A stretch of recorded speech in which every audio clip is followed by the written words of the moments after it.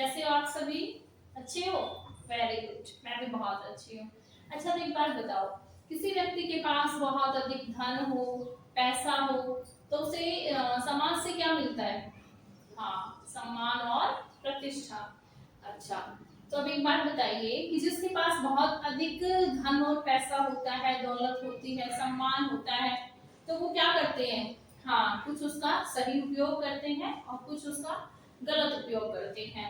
Very good. अब मुझे ये बताइए कि जो अपने धन और पैसा का सही उपयोग करते हैं उन्हें क्या कहते हैं? सज्जन। हाँ, वेरी गुड।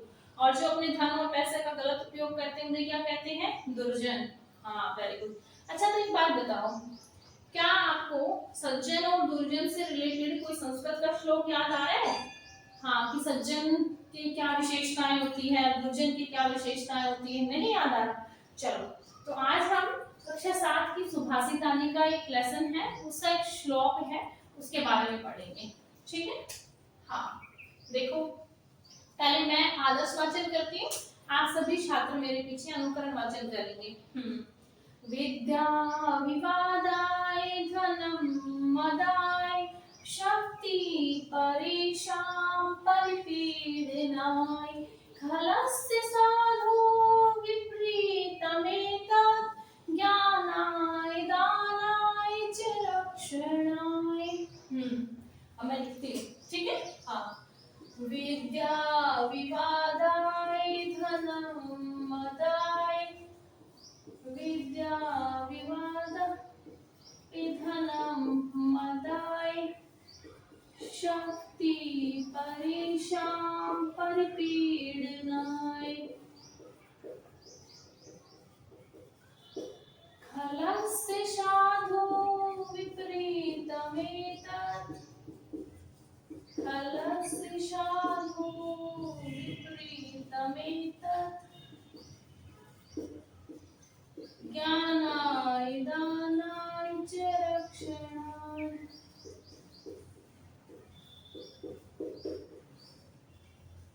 ठीक है?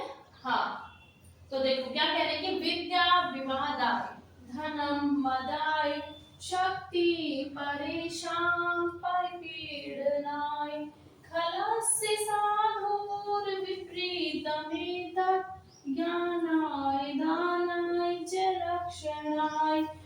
इसका ये कह रहे हैं कि विद्या विवादाय, यानी विद्या जो किसके लिए? विवाद के लिए। धनम मदाय, धन घमंड के लिए। शक्ति परेशान परिपीडनाय, शक्ति दूसरों को परेशान करने के लिए।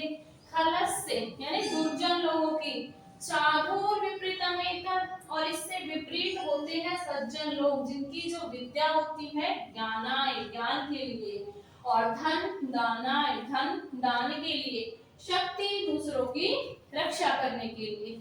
ठीक है? हाँ, तो अब हम ना सज्जन और दुर्जन लोगों की विशेषताएं आप सब मुझे बताएंगे। मैंने 2 कॉलम बना दिए हैं और दोनों को डिवाइड कर दिया है।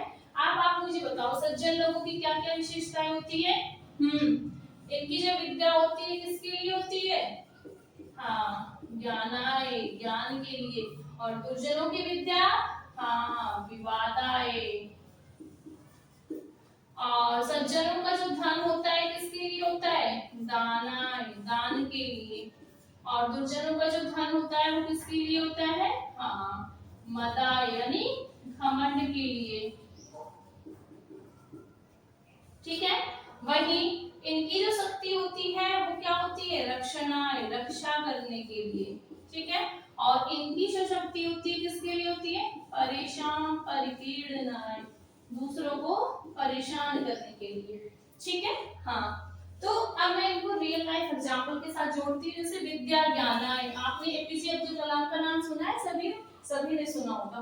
तो उनकी जो विद्या थी वो किसके लिए थी? ज्ञान के लिए। उन्होंने बहुत सारी मिसाइलें बनाई थी, तो उनकी विद्या ज्ञान के लिए। और विद्या विवाद है, अनुराग हैकर का नाम सभी ने सुना है? हाँ, सुना होगा। तो वो जो अनुराग हैकर थे, उन्होंने क्या किया था? उनके पास ज्ञान तो बहुत था, लेकिन उन्होंने घमंड किया, हैकिंग की, यानी अपने ज्ञान का दुरुपयोग किया। दानाय, धनम दानाय। रतन टाटा का नाम सबने सुना है? हाँ, तो रतन टाटा जो थे इन्होंने क्या किया था, अपनी जो भी धन संपत्ति थी उसका 75% क्या कर दिया था, दान कर दिया था, 75 से 80%।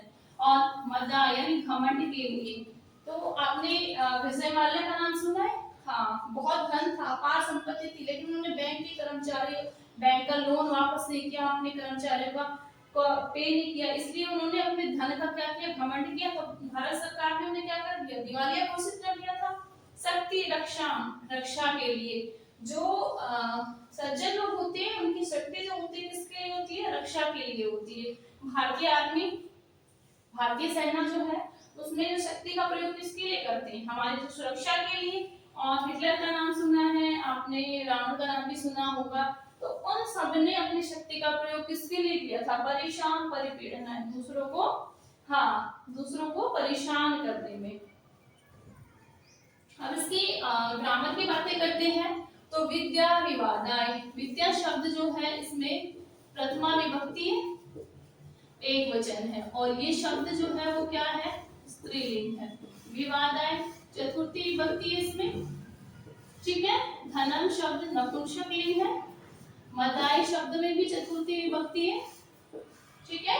हाँ, शक्ति परेशान परिपीड़ना, ये जो शक्ति शब्द है स्त्रीलिंग है, और इसमें प्रथमा विभक्ति एक वचन है, प्रथमा विभक्ति एक वचन। परेशान शब्द में षष्ठी विभक्ति है, ध्यान रखना सभी, कौन सी विभक्ति है, षष्ठी विभक्ति बहुवचन। और परिपीड़ना यहाँ पे भी चतुर्थी विभक्ति है, ठीक है। खलस्य यानी दुर्जन, षष्ठी विभक्ति एक वचन है इसमें, षष्ठी विभक्ति एक वचन यानी दुर्जनों का की। साधु विपरीतम, इसमें पंचमी विभक्ति है आपकी, विपरीतम यानी विपरीत। एतत् शब्द जो है आपका सर्वनाम है, ध्यान रखना।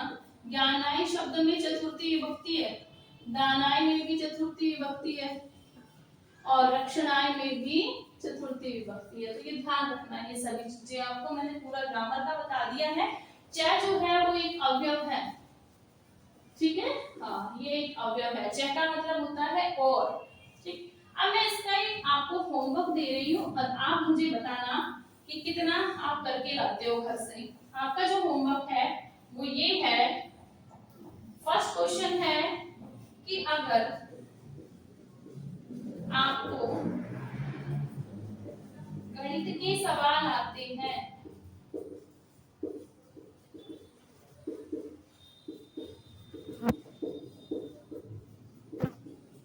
और आप किसी की सहायता करते हैं,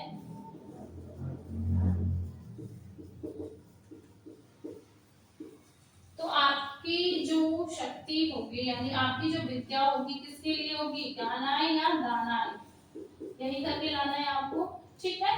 मान लीजिए आपके पास 2 पेंसिल हैं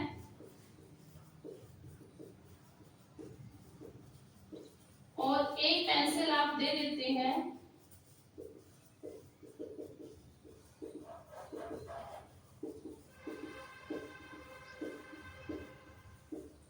तो आपकी जो धन होगा वो किसके लिए होगा, दानाय या मदाय, ये आपको बताना है, ठीक है। हाँ, और नंबर 3 जो है, मान लीजिए एक छोटा बच्चा है और वो गिर जाता है, तो आप अगर उसकी रक्षा करते हो तो आपकी शक्ति किसके लिए होगी, रक्षणाय, या अगर आप उसे परेशान करते हो तो परेशान परिपीड़नाय। तो ये आपका टेस्ट है जो आपको घर से करके लाना है, ठीक है।